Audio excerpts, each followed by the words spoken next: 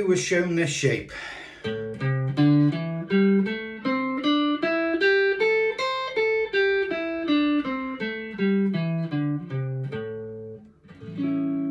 Everybody.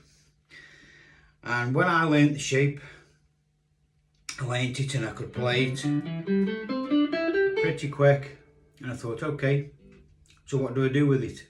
And what do you do with it? Because you can't play that as a solo, you can't play a scale as a solo.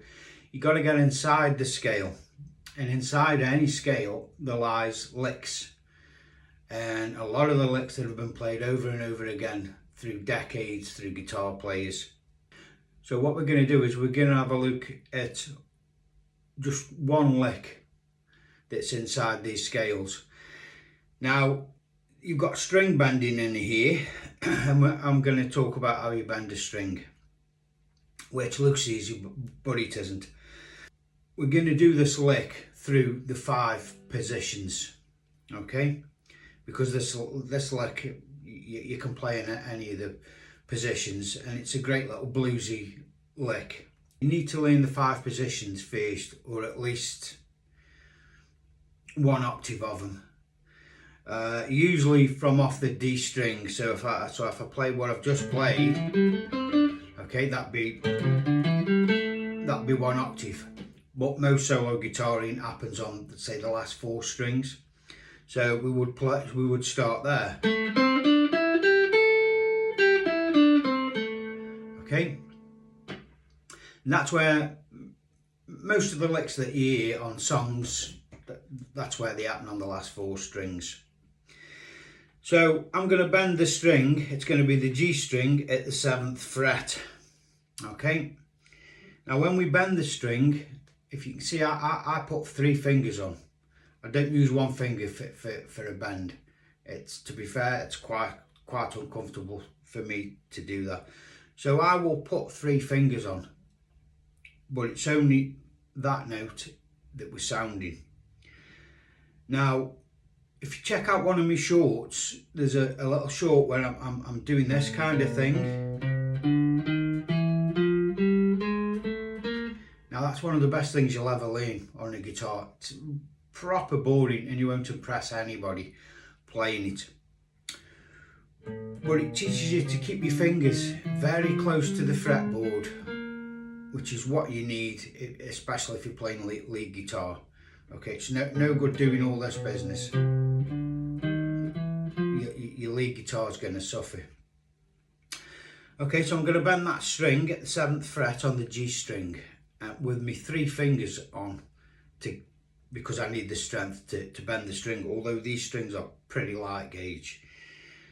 So what we do is we pick the string and we push it up, and we're looking for that note from there. I'm looking for that note, so I'm going to bend that string up to that note. So that's called a full tone bend. Sometimes we might do an half tone bend, which would be more of a blues thing. Okay, both sound bluesy to me anyway. So when we bend the string, what a lot of people do is they tend to push the fingers like that. Again, I keep on about these knuckles, but that's because it's true. Okay, a lot of people will push like that, will make the fingers flattened out to get the strength to push that string up. And a lot of the time you'll push your fingers or your nails, which you shouldn't have any nails, but if you have, then you'll flip that other string, you'll catch it as you push through, you'll kind of push underneath that D string, and you don't want that. So you still got to have them knuckles there showing. Knuckles there, and the thumb and the back of your hand there, you got to really grasp that guitar neck, because that's, if you like, your fulcrum point, as they call it in engineering. So when we strike that string, we're going to push up. Now we've got to stay on the fretboard, don't leave the fretboard. Push the string up and hold it there. Just hold it there, listen to that pitch. That's the note we want.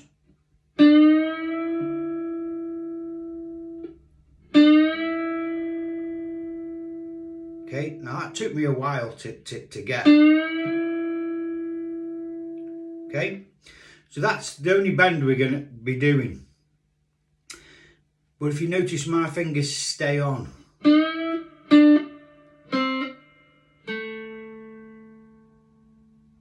Okay, so that's just coming down that scale.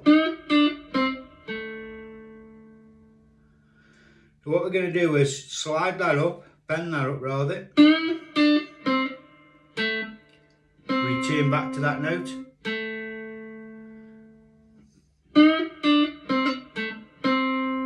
And you've got to use your ears here because I haven't got no fancy tab that sails across the screen. So this is an ear test as well. If it sounds right what you're playing, that's because it is. Now I always put vibrato on. That's going to be another lesson.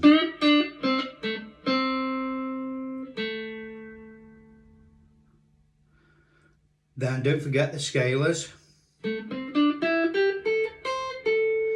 Now if you notice, I use my little finger. Now when you're learning these 5 positions, you must learn with the correct fingers. Although, when you use them as playing lead guitar or a lead part, sometimes you will substitute that little finger. I do it all the time for the 3rd finger because it's much stronger and it feels much more comfortable. And plenty of guitar players do it.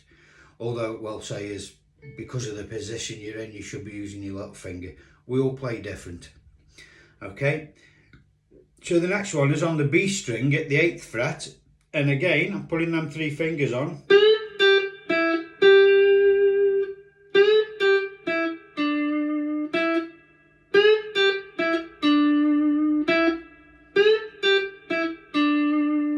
So lick 1,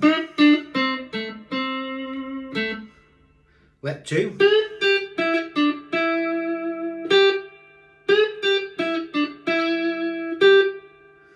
okay. Now the next shape, I mean, you've got to learn these shapes in order to find where these licks are. The next lick we're going to do is on the ND string. So this would be in the 2nd position, that being the 1st position, that being the 2nd position.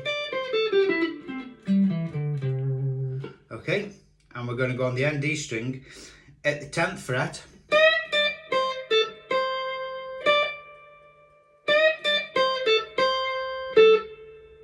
Okay, lick 1, lick 2, lick 3, lick 4. Up to 3rd position, which will be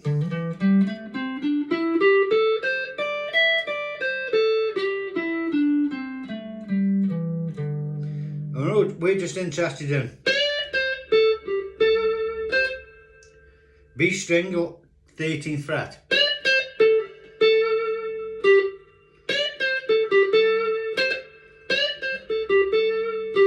Okay, so we've got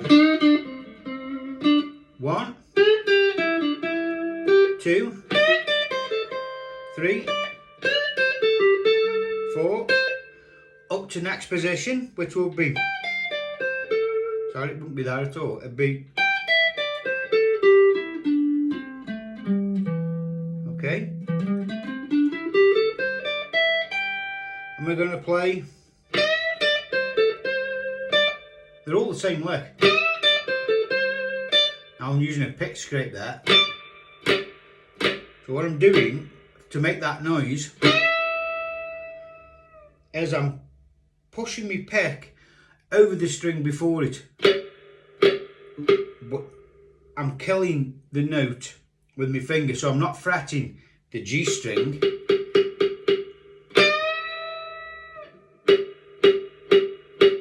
Okay.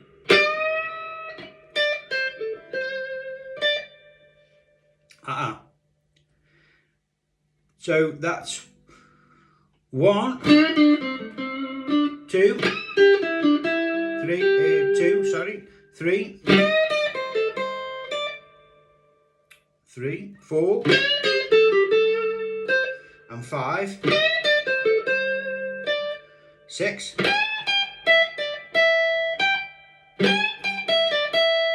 that's still in that same position.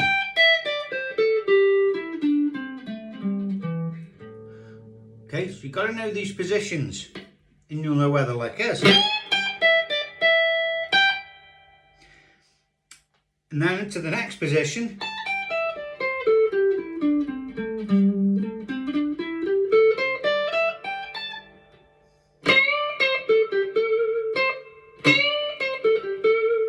Which is on the 17th fret G string. All the same lick. Okay, so we've got